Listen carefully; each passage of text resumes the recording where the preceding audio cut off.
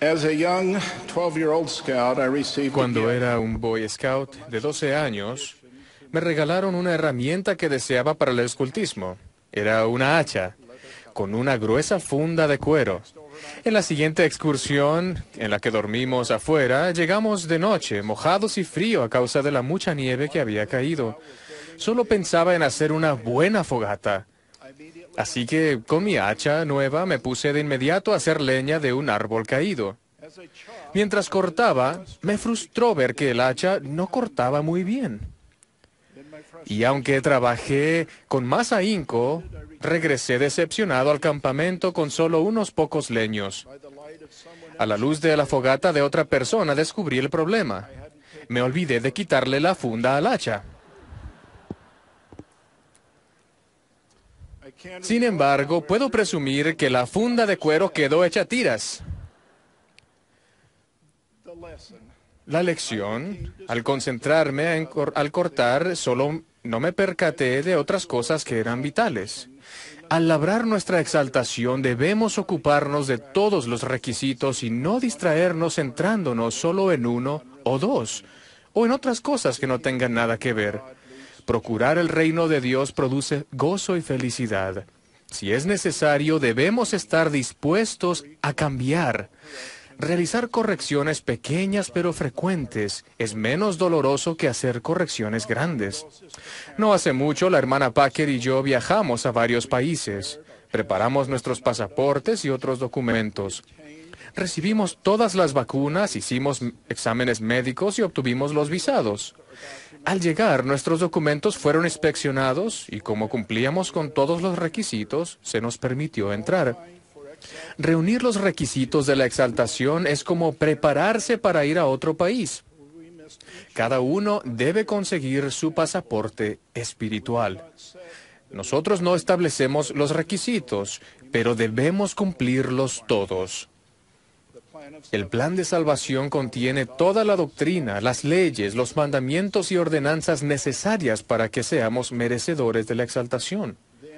También por la expiación de Jesucristo todo el género humano puede salvarse.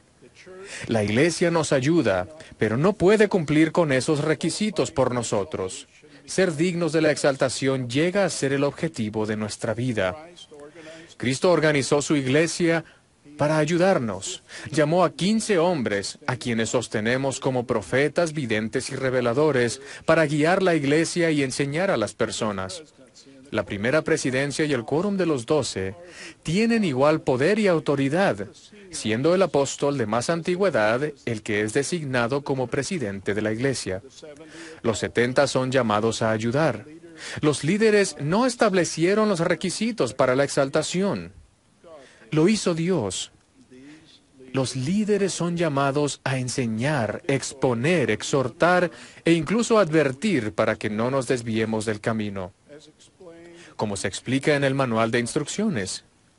Para cumplir con el objetivo de ayudar a las personas y a las familias a reunir los requisitos para lograr la exaltación, la Iglesia se centra en responsabilidades divinamente señaladas. Estas incluyen ayudar a los miembros a vivir el Evangelio de Jesucristo, recoger a Israel mediante la obra misional, cuidar del pobre y del necesitado y hacer posible la salvación de los muertos mediante la edificación de templos y efectuar ordenanzas vicarias. Estos 4 enfoques, así como todas las otras leyes, mandamientos y ordenanzas, son obligatorios, no opcionales. Mediante la expiación de Jesucristo, y al cumplir con cada uno de estos enfoques, añadimos los sellos necesarios a nuestros pasaportes espirituales. La familia es el centro del plan de salvación y se nos ha enseñado en esta conferencia de algunos cambios que nos pueden preparar. Tal vez porque la familia es el centro, es que se le conoce como el plan de felicidad. El presidente Packer ha dicho, el propósito final de toda actividad en la Iglesia es que el hombre, su esposa y sus hijos puedan ser felices en el hogar.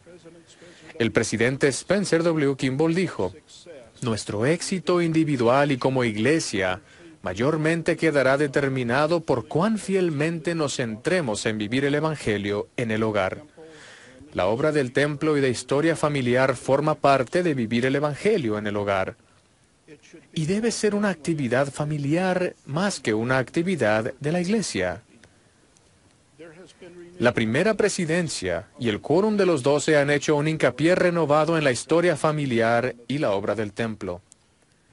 Al responder a ese llamado, aumentará su gozo y felicidad como individuos y como familia. En Doctrina y Convenios leemos: está a punto de llegar el gran día del Señor. Ofrezcamos, pues, como iglesia y como pueblo, y como santos de los últimos días, una ofrenda al Señor en rectitud, y presentemos en su santo templo un libro que contenga el registro de nuestros muertos, el cual sea digno de toda aceptación. Ese libro se elaborará con los registros de la base de datos de nombres y de ordenanzas de la Iglesia llamado árbol familiar.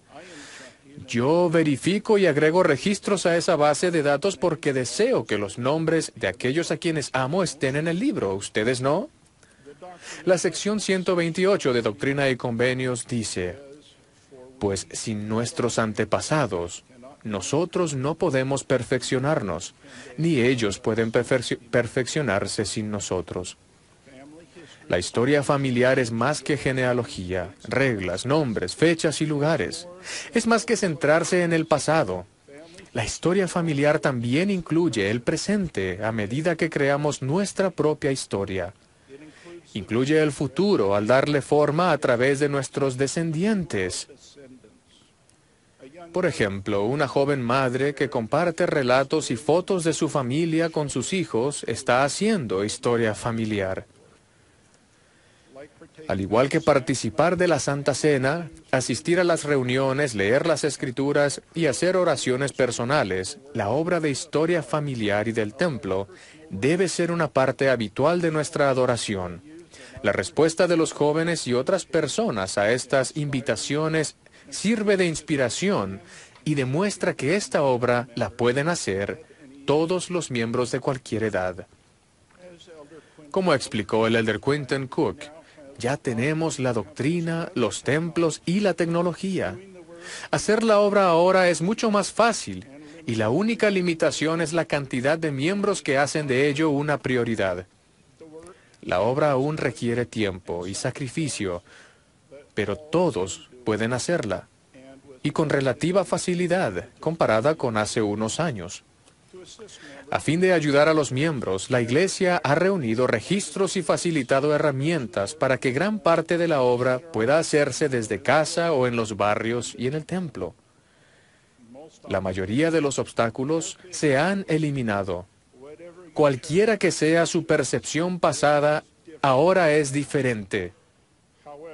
Sin embargo, queda un obstáculo que la Iglesia no puede eliminar: la duda personal para hacer esta obra.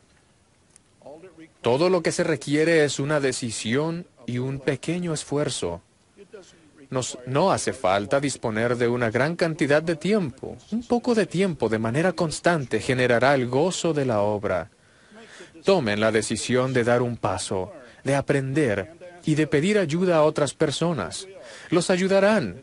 Los nombres que encuentren y lleven al templo se convertirán en los registros del libro. Aún con el enorme aumento de la participación de los miembros, descubrimos que hay pocos que participan de manera regular en la búsqueda de nombres y en realizar ordenanzas del templo por sus familiares. Es necesario un cambio de prioridades. No se resistan al cambio, adóptenlo. El cambiar forma parte del gran plan de felicidad. Esta obra debe hacerse no para el beneficio de la Iglesia, sino para el de nuestros muertos y el nuestro propio. Tanto nosotros como nuestros antepasados fallecidos necesitamos los sellos en nuestros pasaportes espirituales. El eslabón conexivo de nuestras familias a través de las generaciones solo se producirá en los templos mediante las ordenanzas del sellamiento. Los pasos son sencillos. Encuentren un nombre y llévenlo al templo. Con el tiempo ustedes serán capaces de ayudar a otras personas a hacerlo.